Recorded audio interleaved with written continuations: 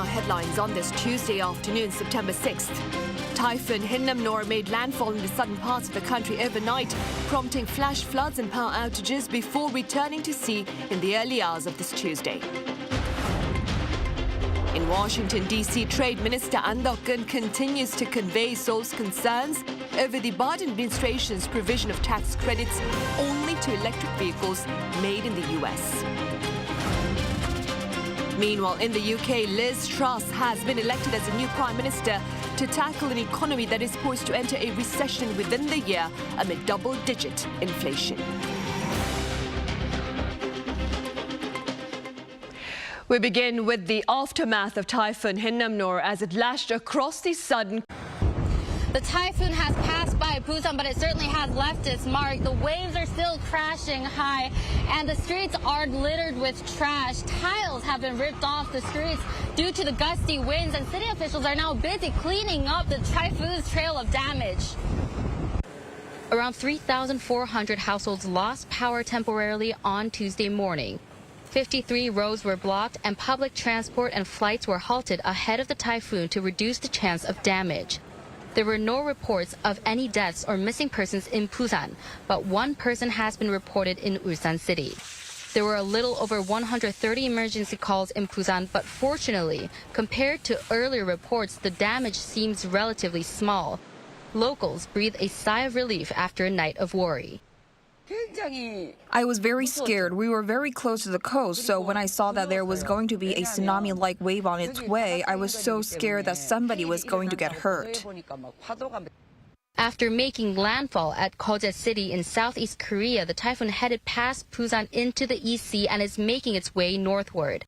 Now the locals along northern parts of the East Coast are bracing themselves for the upcoming impact. Kim Hyun-seung, Arirang News.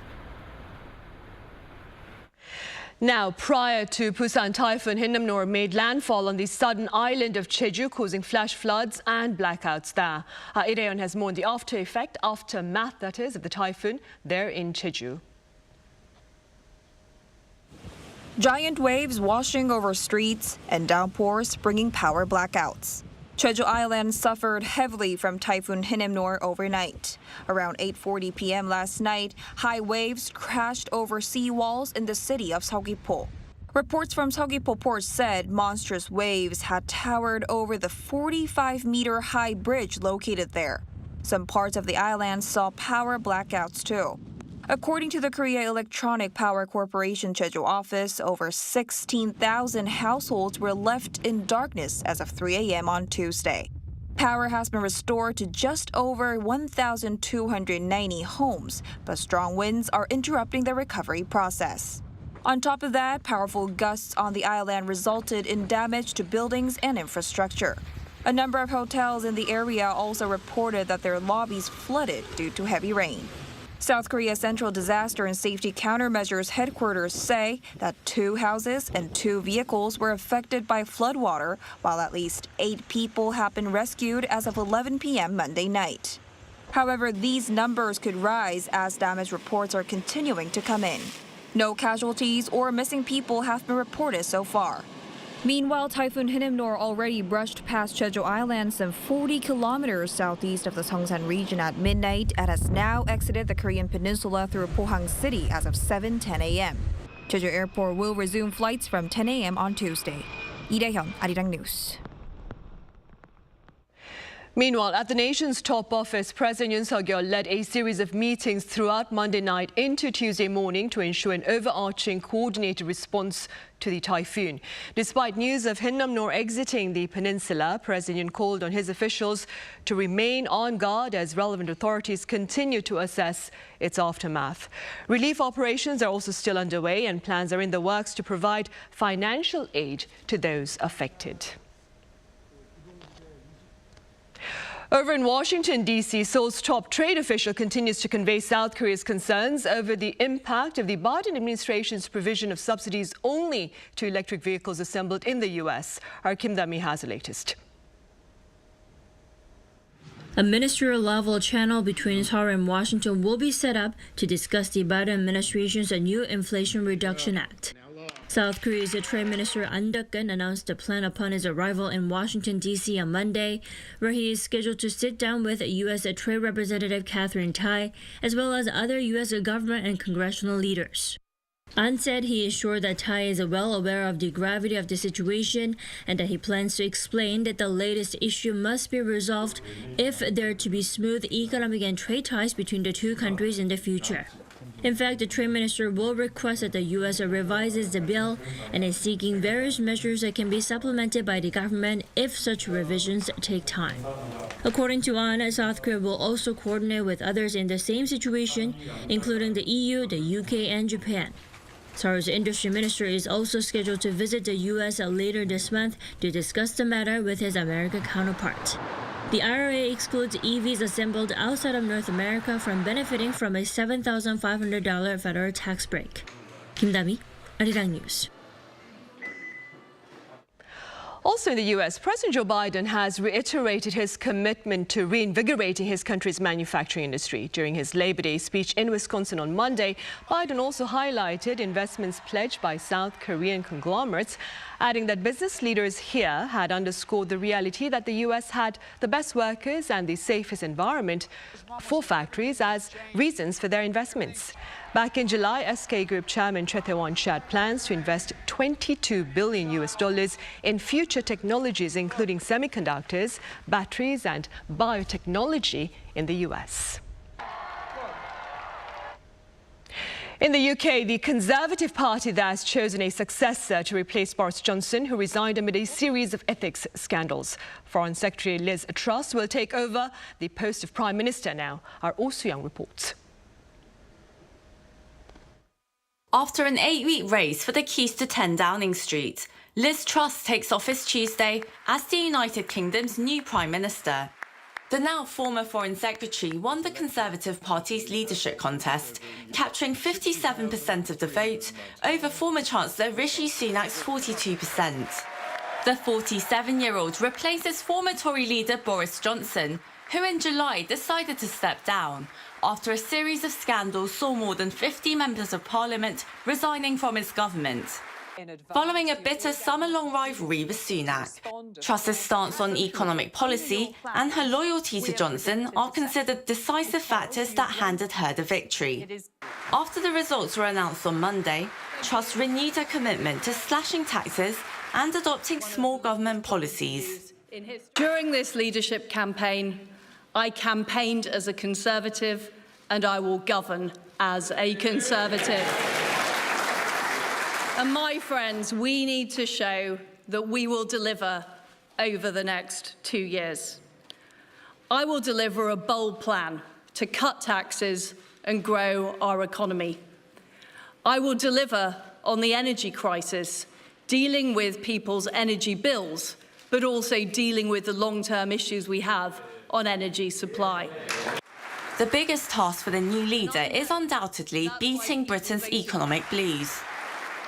On the economic front, rampant inflation, already well over 10% and heading far north of that. We have strikes pretty much everywhere, the train system, the postal system, the lawyers, the bin collectors, you name it, they're striking. We have, most importantly, the potential for huge amounts of social unrest with electricity and gas prices going up already 200% and every quarter going up as well. Other headwinds Truss will have to address are the Scottish Government's push for independence, the ongoing Russian invasion of Ukraine, and handling Britain's troubled relations with the European Union. A born-again Brexiteer, the new leader is known to be a political shapeshifter, having entered politics as a centrist Liberal Democrat and initially campaigning for Britain to remain in the EU. First elected to Parliament in 2010 as a Conservative MP, Ms Truss held a number of cabinet positions spanning environment, justice, trade and foreign relations under the Cameron, May and Johnson governments. Becoming the UK's fourth consecutive PM in 6 years, Truss's leadership could make or break the Tories' chances of winning the fault, which it blamed on difficulties having turbines repaired in Canada. Putin's spokesperson Dmitry Peskov also blamed the EU, the UK, and Canadian sanctions for Russia's failure to deliver gas through the key pipeline. Due to concerns over energy supplies from Russia, European markets closed lower on Monday as investors ponder economic risks in the region. The pan-European Stoxx 600 provisionally ended down 0.6% after recovering from earlier in the day. However, auto stocks plunged nearly 5% to lead the losses. Amid the energy crisis, Germany and France have agreed to work together to help each other out. French President Emmanuel Macron said he will be ready to provide due to meet to discuss these issues. Lee Seung-jae, Arirang News. That ends part one of the Daily Report. In part two, we continue to address Europe's energy crisis. Stay with us.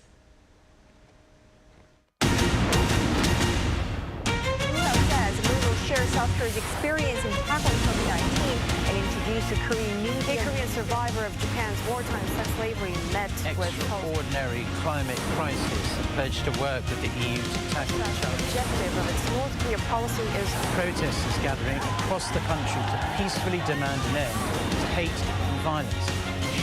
Arirang, what matters?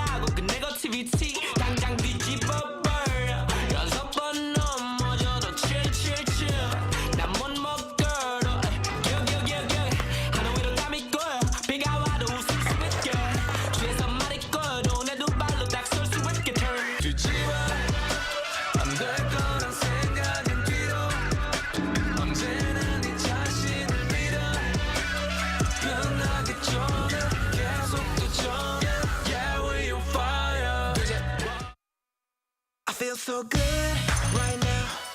Maybe I had a drink or two, but this somehow feels like it's forever. All my friends are here having fun and feeling good right now. Maybe this is forever.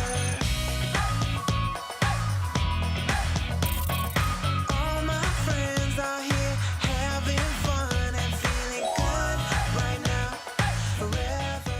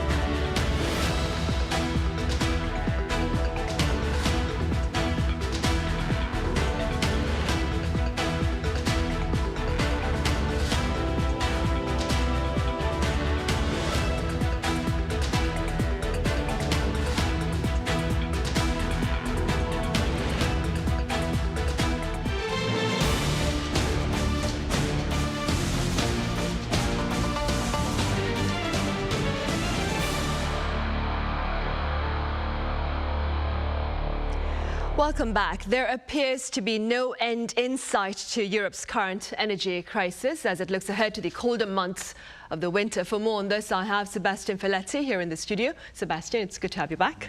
Good morning. I also have Andres Sanchez-Brown here in the studio as well. Andres, it's great to see you here. Thanks for having us here. Sebastian, we'll start with you. Let's begin with the situation in France. I understand France itself is far less dependent on Russian fuel as compared to some of its European counterparts. Do you care to elaborate?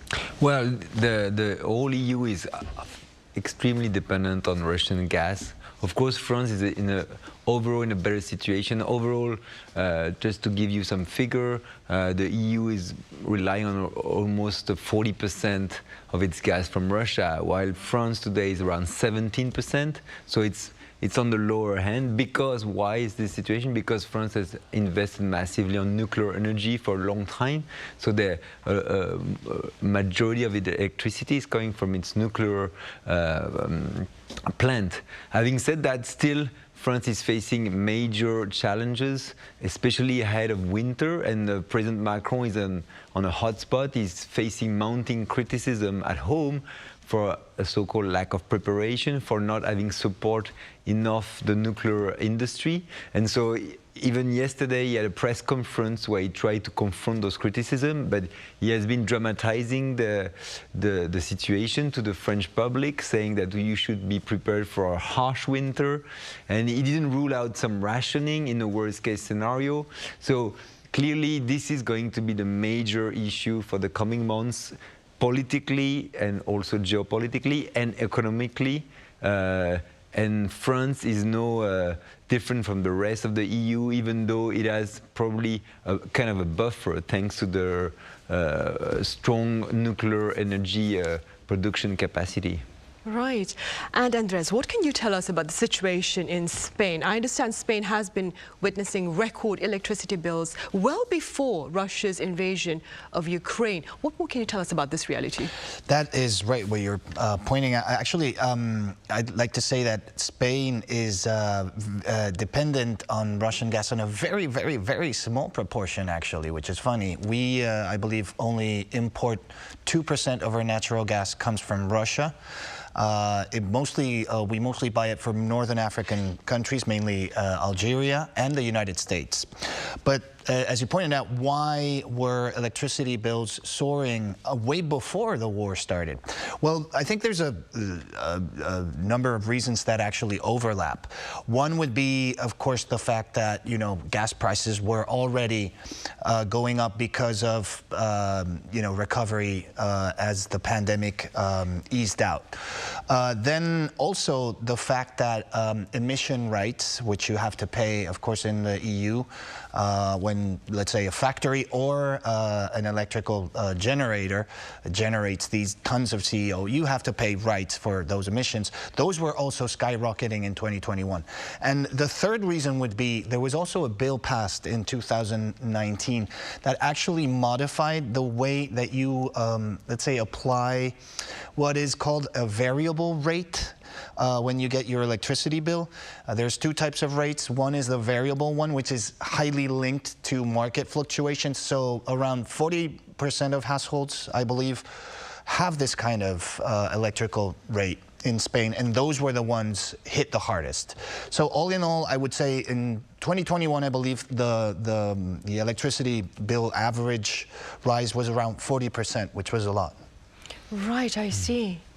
Meanwhile, Sebastian, back in France now, do correct me if I'm wrong. I understand roughly 70% of the electricity in France is generated by nuclear power. Yeah. That is correct. And out of the total of 56 nuclear reactors in France right now, 32 are not being operated. Exactly. So more than half of these plants are not operating now. And this is the big challenge ahead for France, for the government, is that now the president of the French government has promised that they will bring back all those reactors in function by the end of winter, by February 2023, and now there's a big question about whether this is feasible.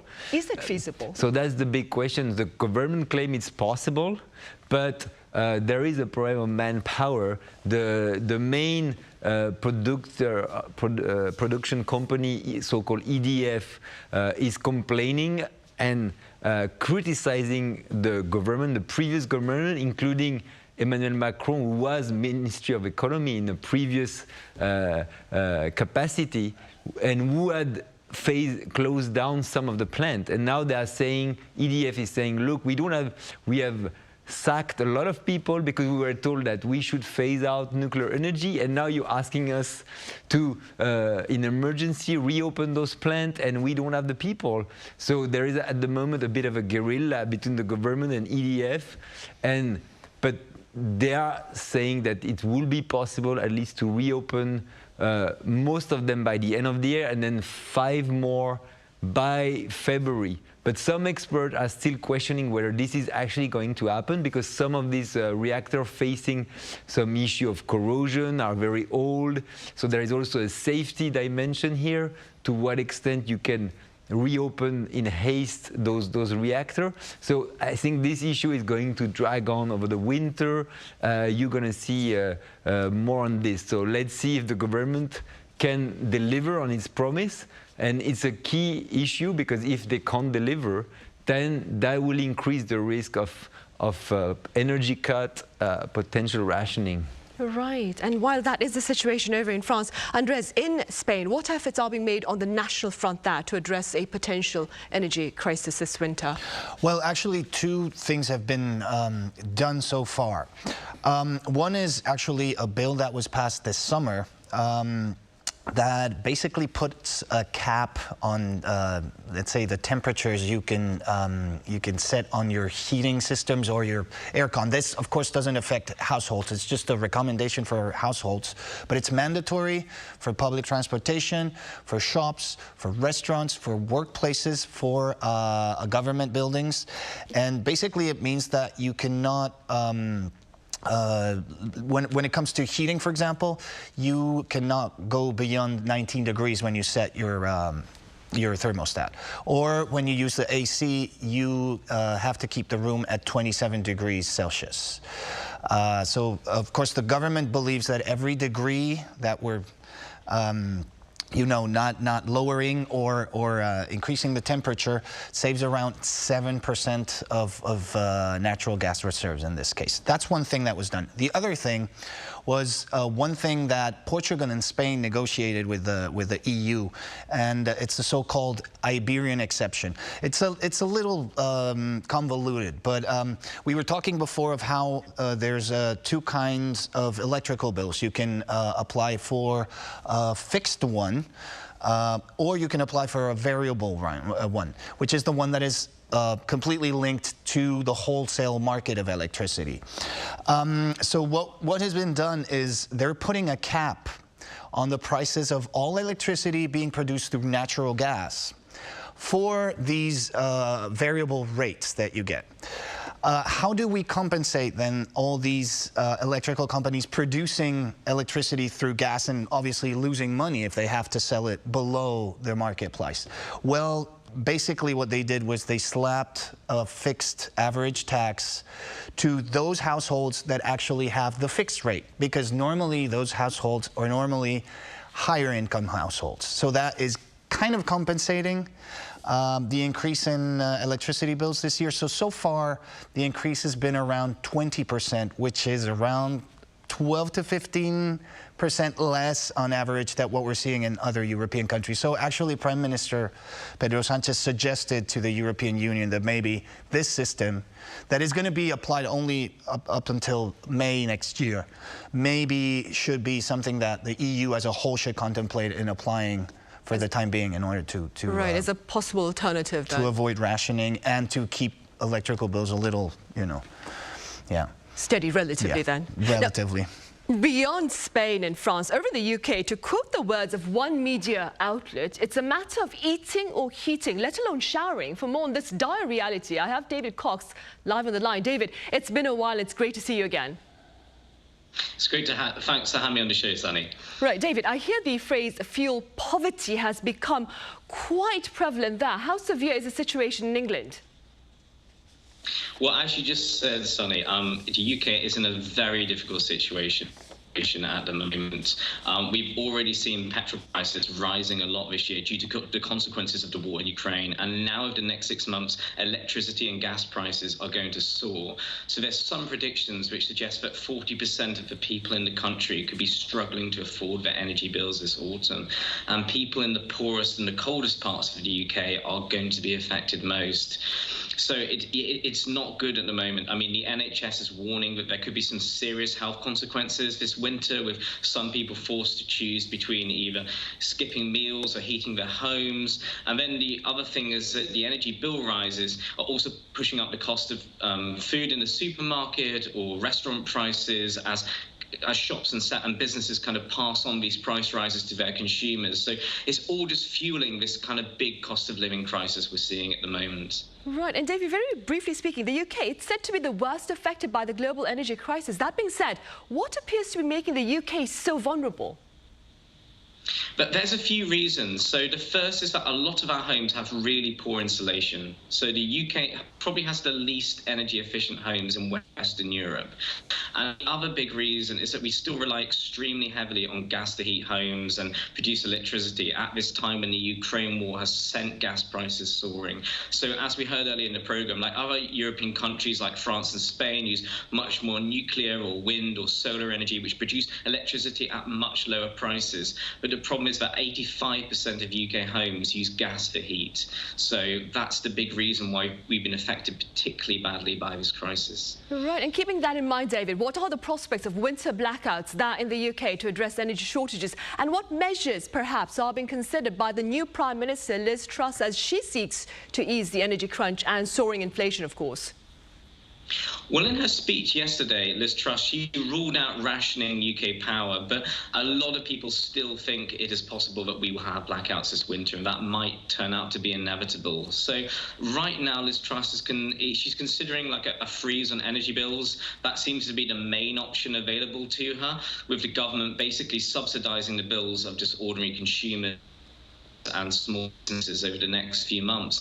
But in the longer term, there's a variety of plans which are being considered, such as trying to use more renewable energy, perhaps building more facilities for storing gas, and then as a last resort, the government taking over and operating energy services until the whole crisis is over. But we will have to see in the coming days what measures she will announce. I see. All right, David, thank you so much for that. Thank you for your time and your thoughts. Yeah, thank you. Right, back here in the studio then, Sebastian. France, as you mentioned earlier, is looking ahead to the possibility of rationing this particular winter. What are the chances of that happening? Well, that's one issue that has been faced by the president himself yesterday at the press conference. He openly said that there was a risk, he couldn't rule it out. He called on the country, on the population to rally against his measure to make sure they can avoid that dark scenario. But he said that in the worst case scenario where you would see Russia totally cutting off gas supply to Europe, combined with a very harsh winter, then you could, in that scenario, see some rationing in France. And that would mean, of course, a lot of political uncertainty, because, of course, that would be a very drastic measure that hasn't been seen for decades, and in the current context, that could be a political hot potato, if I may say. And maybe I would add one more thing about the economy, as to follow up on Andres, is that one dimension in this whole crisis is the fall of the euro, which is both a symptom and a cause of what we are facing in this energy crisis. Because, of course, the energy crisis brings the euro down because Europe is extremely dependent on import. But also, the more the euro falls, the more it's expensive for Europeans to buy. And you know that now the euro is at its lowest point in 20 years. And I think that's the bigger picture that is really important to keep in mind, is that this factor is making the crisis much more acute. And of course, it's beyond energy. It's also about political standing in the world. It's also about economic standing for the Eurozone. It really is. It's a bigger problem.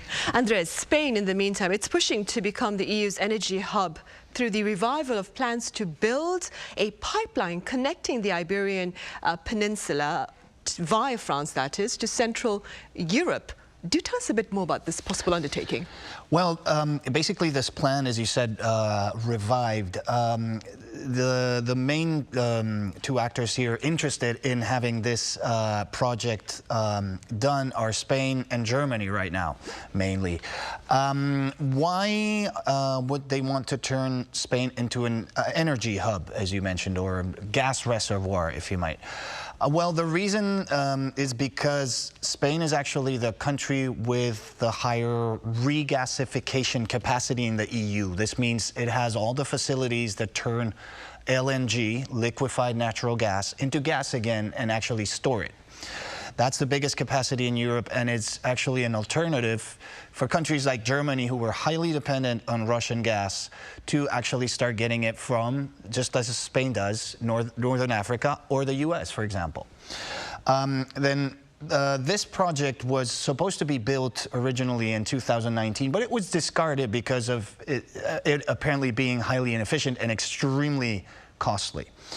The thing is that actually President Macron yesterday in this press conference that you were mentioned actually said he is not interested in the idea at all.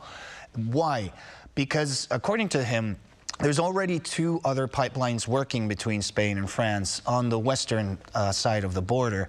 They actually are not pumping enough gas, according to the data. He said, if we're not even using those ones in the west, why are we going to build another one in the east that is extremely costly?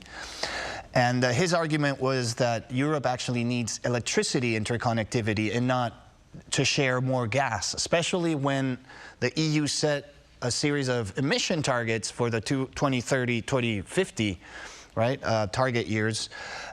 In his opinion, we're actually trashing these goals. And then the other argument that was being given in this sense is that the pipe could also be used in the future, if refurbished, to move hydrogen from one side to the other. But then again, that is actually extremely costly.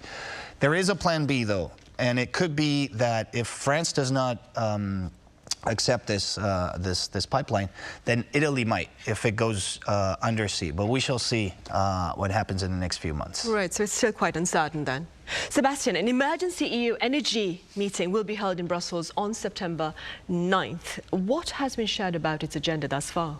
Well, basically it's the rotating Czech presidency, because currently it's Czech Republic who's in charge of the EU presidency. We call that emergency meeting because precisely this issue of energy crisis, as we are discussing now, is becoming the central political issue in the whole continent. And the Czech minister said that we need to fix the energy market in Europe, and this is a very structural issue that has been discussed for years. So basically, they are trying to say we should look beyond short-term emergency measure and try to build a proper, cohesive European market-wide response.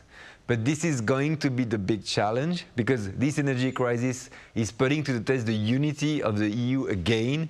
And you have, of course, a tension between people who say we should find a solution at the European level, and some others who say let's focused on our national interest, and why do we have all these sanctions on Russia, and all people are paying the cost for this.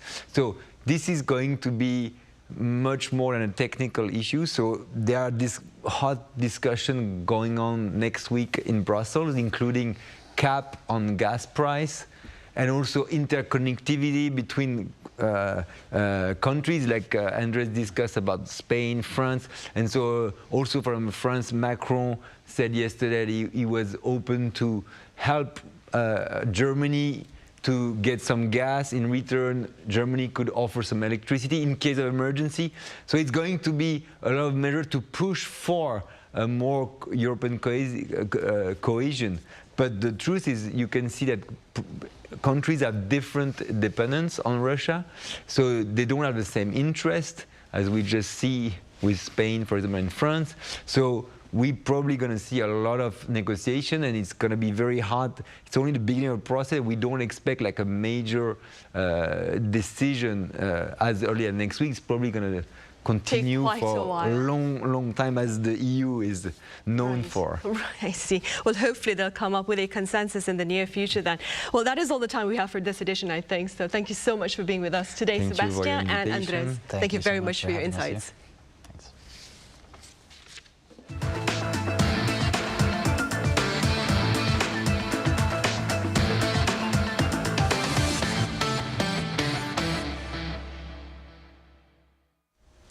Squid Game secured a total of 4 Emmys at the 74th edition of the Creative Arts Awards this past weekend, with actress Yoon acknowledged for her outstanding guest appearance. Pundits say it's a promising start to the main Emmy event next week. Our Song Yujin has the highlights thus far.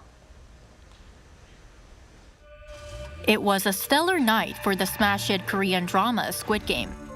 The Netflix original became the first non-English series to win an Emmy Award, one of the television industry's most prestigious awards. It bagged 4 trophies at the 74th Creative Arts Emmy Awards held at the Los Angeles Microsoft Theater on Sunday, local time. Actress Yoon started the 4-prize haul. She won Outstanding Guest Actress in a Drama Series for her role as Jeong. The award is given to an actress who guest starred on a television drama series. The series as a whole took home 3 trophies. It clinched the Outstanding Special Visual Effects in a Single Episode award for its 7th episode, VIPs. Stunt performers Im Tae-hoon, Shim Sang-min, Kim Cha-hee, and Lee Tae-young landed the award for Outstanding Stunt Performance. The production design team added a 4th trophy of the night, Outstanding Production Design for a Narrative Contemporary Program that's 1 hour or longer. Experts say the results represent the growing competitiveness of Korean dramas. We can say this shows that K-dramas have become mainstream in the American market. The fact that Korean dramas and movies were the 2nd most watched in the world on Netflix during the past year also proves this point. The Creative Arts Emmys honor behind-the-scenes achievements and guest acting in TV production. It traditionally takes place 1 week before the regular primetime Emmys that acknowledge actors and directors. Squid Game earned a total of 14 nominations in 13 categories, 7 at the Creative Arts Emmys and 7 at the Primetime Emmys. The latter will also take place in LA on September 12th, where the show is expected to add more trophies to its collection. I think Squid Game presents an amazing scenario. It includes 3 points of view, from the players, the game makers, and the detective who examines the entire situation. And the fact that the actors who played key roles have been nominated means that the Emmys have acknowledged the show's excellence. So I think Squid Game will win big next week. The show is up for Outstanding Drama Series, Lead Actor, Supporting Actor and Actress, Writing, and Directing. Song Yujin, Arirang News. Plans are in the works to boost the comfort and convenience of electric vehicle owners and of people seeking to spend some quality time at public parks. Our Shin Ha-young explains. People using self-driving delivery robots in parks could become a common sight here in South Korea. Currently, vehicles of all kinds are prohibited from entering parks. However, with the implementation of a new law, people will be able to order food and have it delivered by an autonomous robot. This is a part of 36 regulatory innovation measures which were announced on Monday following the 2nd meeting of Economic Regulatory Innovation Task Force. It was held by South Korea's Finance Minister Chu Kyung-ho. These 36 new measures for economic regulatory innovation will result in a total of 800 billion Korean won, or around $580 million worth of corporate investment in related industries. Some of the other measures include more charging stations for electric vehicles being built at gas stations. There had been limits on how many charging stations were allowed in a certain area. The charging infrastructure itself can be rented out to others for profit. Previously, that was only allowed for business owners who had a special license. And delivery trucks will now be allowed to carry 2.5 tons, a 1-ton increase to improve delivery efficiency. Chu added that the government will put more efforts into supporting the economy by creating systems where people can invest more under deregulation.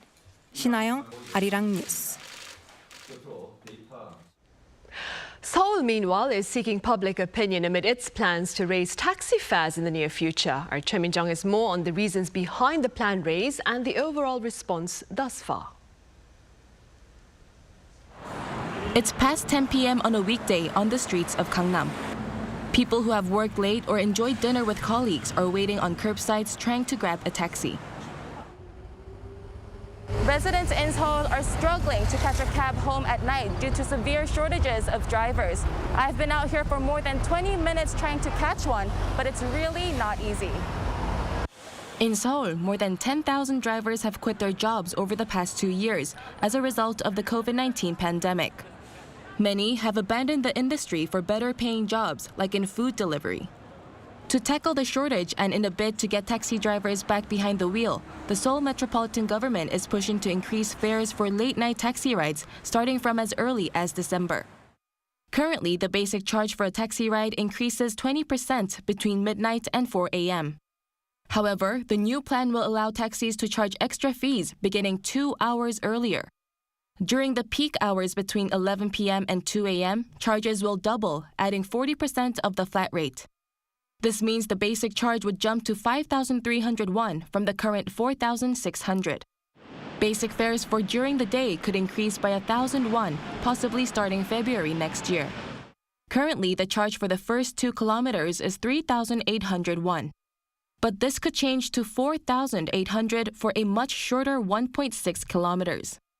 While some taxi drivers welcome the news, there are others who believe the measures aren't quite enough to improve their situation. Taxi fares need to be raised even more. They need to reflect the current inflation. Right now, we serve customers around 20 to 30 times a day. This means we will earn around 500,000 won more a month. But look at how much fuel prices have risen. This won't be enough. Meanwhile, there have also been mixed reactions from customers. I understand that the fare hike is inevitable, but considering how much I usually spend, I won't use taxis. It'll be burdensome. I think it's okay because labor costs have risen lately due to inflation. Costs for food delivery have risen, so why can't that happen for taxis? If there aren't enough drivers and the fare hike attracts more of them and allows me to catch a cab more easily, I think it would be a good idea.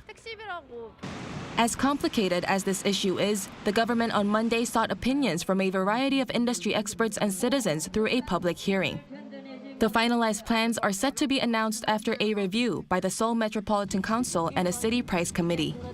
Choi Min-jung, Arirang News.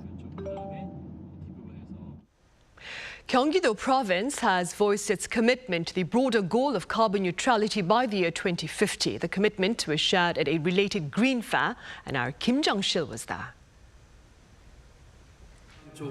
South Korea's most populous province will go carbon neutral by 2050. That was a pledge by Gyeonggi-do Governor Kim Dong-yeon at the 2022 Eco Fair Korea held at the Sichuan Convention Center on Monday. Eco Fair Korea is an event that showcases companies that make eco-friendly items and hosts forums on clean air and environmental safety. 31 cities and counties in Gyeonggi-do Province decided to work together on policies regarding carbon neutrality. We will work on more specific plans in the future. The organizer also said Gyeonggi-do, as the most populous South Korean province, will lead other Korean provinces in tackling climate change and carbon emissions, adding the event aims to promote companies with excellent environmental technologies to public buyers. This company, for example, hopes to save the environment by growing plants in a more economical way. One of the companies at the event specializes in building these vertical gardening systems. The company says these can save space by up to 80% and water by 95%. Another company like this one makes an electrical excavator that emits zero gas. More than 120 companies that manufacture products related to water, air, and energy participated in the exhibition. The event lasts until Wednesday. Kim Jung-sil, Arirang News.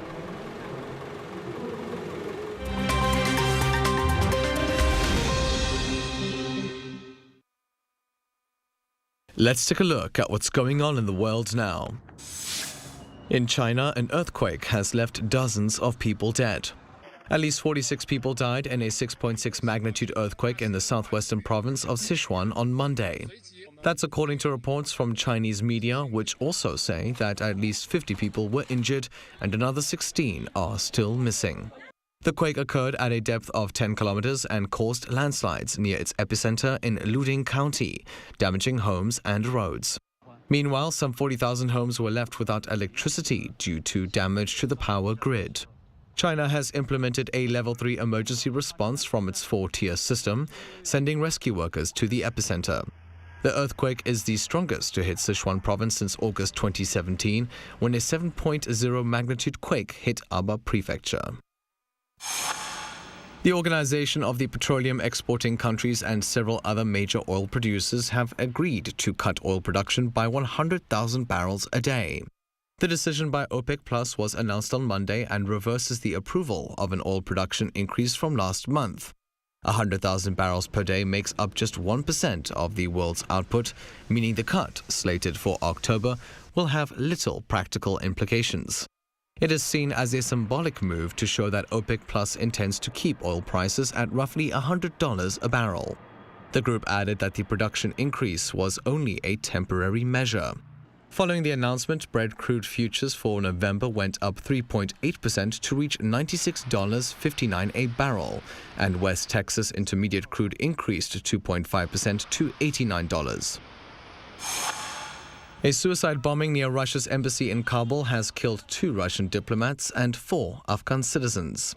At least 10 people were injured in the blast, which happened on Monday local time just outside the embassy's entrance. Afghan authorities say the blast went off in a crowd of people after the attacker was identified and fatally shot by security forces.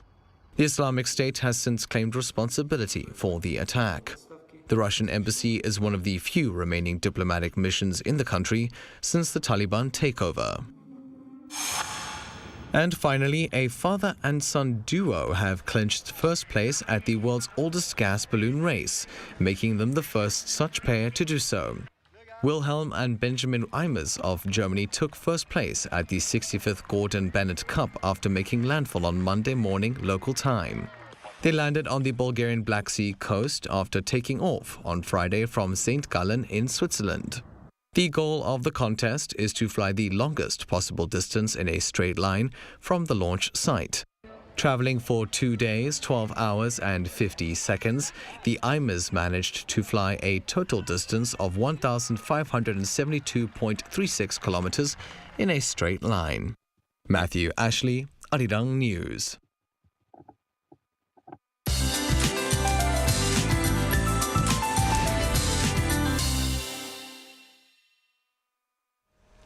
Good Tuesday afternoon.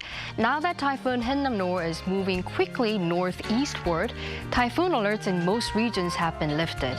But instead, you have to watch out for rough offshore conditions, as the west, east, and south seas are all subject to a high wave advisory. So the typhoon is rolling out of the country, and fortunately, it was weaker than we initially expected. Up to 40 millimeters of rain is predicted on Ulleung-do and Jeju Island until later today, and there will be no more rain for inland regions. And due to the recent heavy rain for 3 consecutive days, the soil is already saturated, and that means a higher risk of landslides. East Coast regions are even under a landslide warning, so please avoid dangerous areas or evacuate immediately to a safer place. And as the rain tapers off, sunny spells should continue through this holiday weekend when we'll be celebrating Chuseok or Korean Thanksgiving with late season highs of around 30 degrees. Now, let's take a look at the worldwide weather conditions.